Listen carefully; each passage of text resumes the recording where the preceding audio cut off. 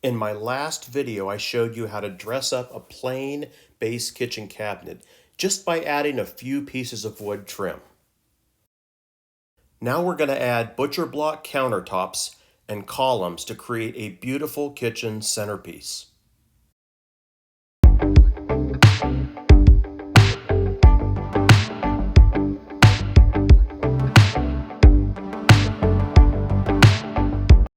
We started with pre-made butcher block countertops that we purchased from a local retailer. You can find them in various sizes and wood types to suit your preference. We purchased standard length countertops because they were less expensive than custom. For this reason, we had to cut down both the length and the width of the countertops. So be sure to measure the countertop and include the amount of overhang that you want in all directions.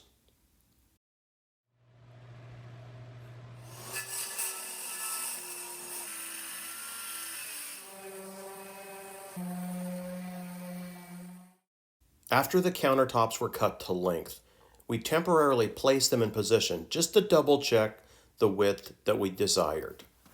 We temporarily placed the columns in place just to get an idea of what the finished product is going to look like.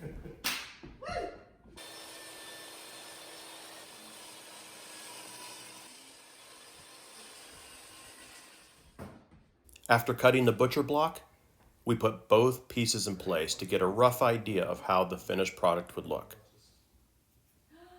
It's amazing! What do you think? Needless to say, we were pretty excited about the way it was looking. Next, I applied mineral oil using a lint-free cloth. You can see how it really brings out the beauty and depth of the wood.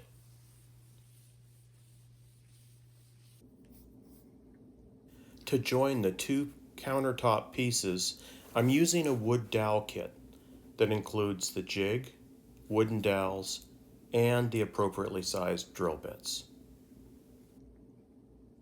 I flipped one counterpiece over onto the other and then made sure that the two of them were aligned.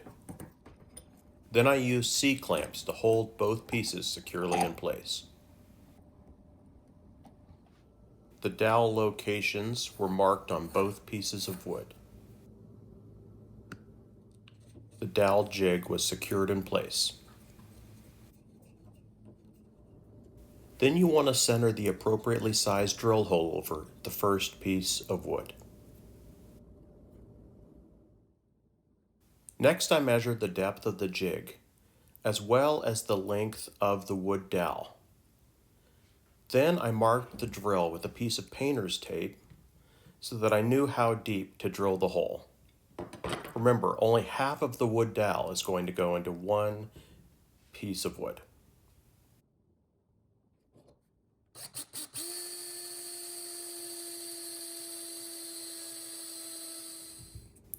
Then I raised the jig and positioned the drill hole to center over the second piece of counter surface.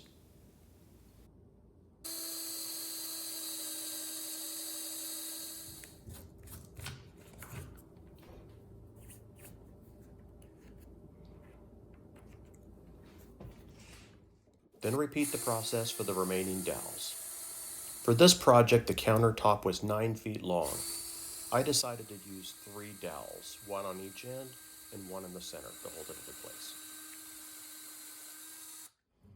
I did a dry fit of all the wooden dowels to make sure everything was properly aligned. A bead of wood glue was placed along both edges. Then the two pieces were joined together.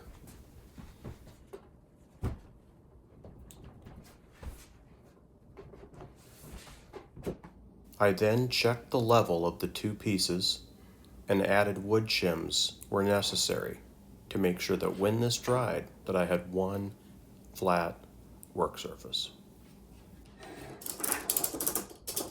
I then used cargo straps to hold the two pieces firmly together until it dried.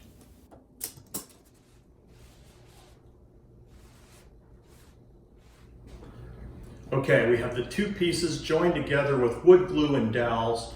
We're going to let this dry overnight.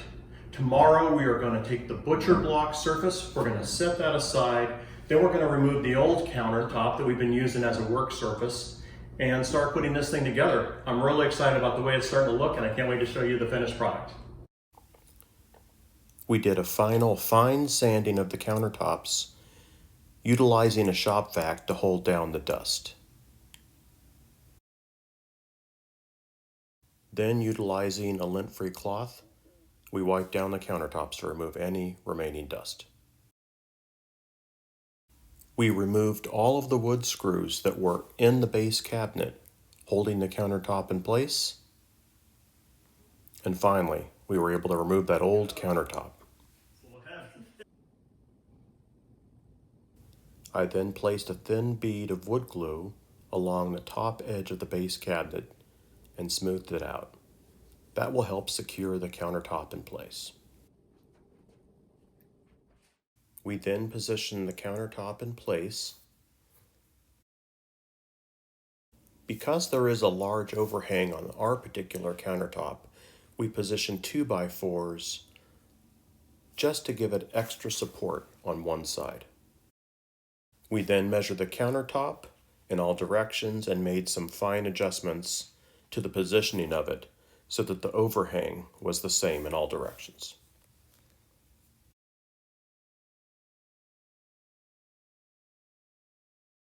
We reinstalled the wood screws underneath the countertops to hold them securely in place.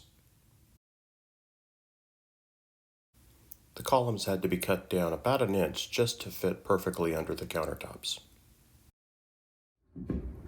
Now I cut the poles down. They're just about 1/8 of an inch short of what I want them to be. Once I put the construction adhesive in here, that's going to give them a little bit of lift and just cover the extra distance in between.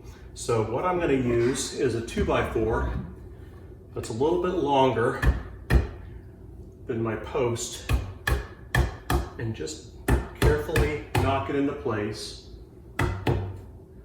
just to give the counter just a little bit of a lift so that I can easily slide this in with the adhesive on the bottom and the top, and then I can pull this board out, let that settle down just that extra 1/8 of an inch, and it'll be nice and solid. I then positioned the columns exactly where I want them, measuring at the top and bottom, and then making sure that they're level in both directions. Using painter's tape, I masked off around all 4 edges of the columns at the top and the bottom. That way I knew where to position them once the adhesive was applied. It also helped to protect the floor and the bottom of the counter from any extra adhesive. I then applied adhesive to both ends of the column. I carefully installed the column, made sure it was aligned at the top and the bottom, and that it was vertical in both directions. I removed the 2x4 and let the counter settle on top of the column.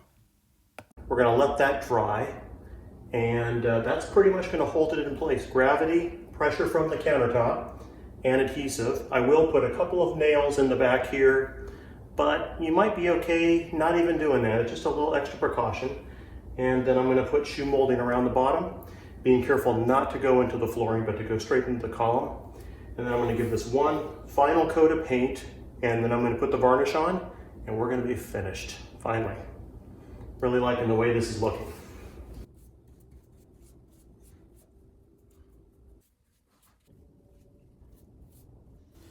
Before I cut and installed the shoe molding, I painted it with 2 coats of chalk paint, and then finished with 2 coats of varnish in the same manner that I did the cabinet and the columns.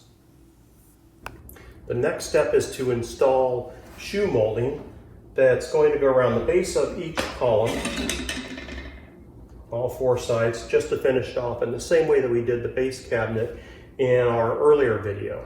So the columns are precisely 5 inches in each direction. So we're going to cut our shoe molding 5 inches, and that's going to be measured from the inside of that 45-degree angle that we're going to have to place at every corner. So we're going to go cut 8 of those. They should fit exactly right, and we'll pop them into place with a nail gun.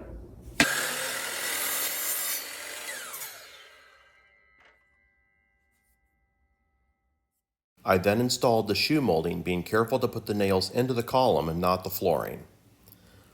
Once the shoe molding was installed, I filled the nail holes with wood putty and touched it up with paint and varnish. Then we're done. Well, the kitchen island is finally finished. I love the look of these butcher block countertops. It's a lot more attractive than the laminate that we had in its place. And these columns just makes this whole island look more substantial. If you didn't already check out my earlier video where I showed you how to dress up the base cabinet, be sure to take a look right now. Okay, not right now, but wait till this video is over and then you can check. Thank you so much for watching Regular Guy DIY. Be sure to hit that subscribe button and ring the bell so you get notifications about future videos. We have a couple more episodes in this kitchen makeover series, so be sure to watch for those. Have a great day.